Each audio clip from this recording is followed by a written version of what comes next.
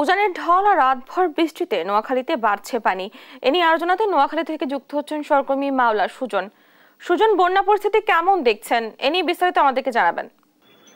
ডানা বলছিলেন বন্যা পরিস্থিতির কথা, তো আপনাকে যদি বলতে হয় যে নোয়াখালীর সর্বশেষ পরিস্থিতি যেটা, নোয়াখালীতে গত টানা 2 দিন বৃষ্টির কারণে অঝোরে বৃষ্টি হওয়ার কারণে পানি আবার বেড়েছে। গত 3-4 দিন আগে যেখানে পানি কমেছিল একটু, সেখানে এর চাইতে আরো দ্বিগুণ পানি বেড়ে গিয়েছে। তো পানি উন্নয়ন বোর্ড সূত্রে যেটি জানতে পেরেছি যে নোয়াখালীতে গত 2 দিনের টানা বৃষ্টির কারণে প্রায় 1 ফুটের মতো পানি সব জায়গায় বেড়েছে।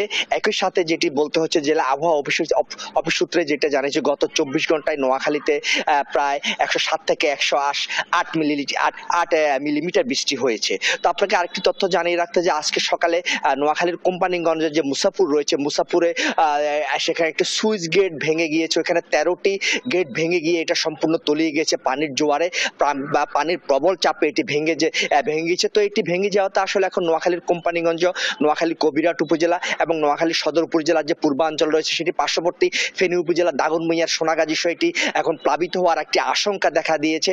একই সাথে জনমনে একটি ভয় ও আশঙ্কা কাজ করছে। যখন জোয়ার আসবে তখন এই জোয়ারের পানি কতটুকু উচ্চতা উঠবে তা নিয়ে মানুষের মধ্যে একটা শঙ্কা কাজ করছে। তো এই বিষয়ে কথা হচ্ছে আমার সাথে নোয়াখালী জেলা প্রশাসকের সাথে। তিনি জানিয়েছেন ইতিমধ্যে সেখানে যে বাংলাদেশ সেনাবাহিনীর একটি ইঞ্জিনিয়ারিং দল সেখানে পৌঁছেছে।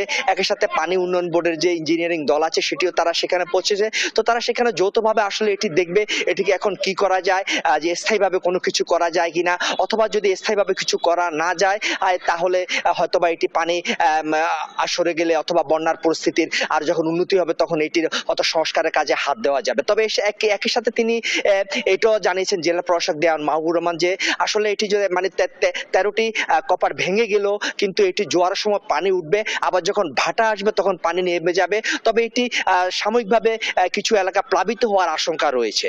নানা বন্যা পরিস্থিতি নিয়ে হচ্ছে নোয়াখালী থেকে আমার কাছে সর্বশেষ।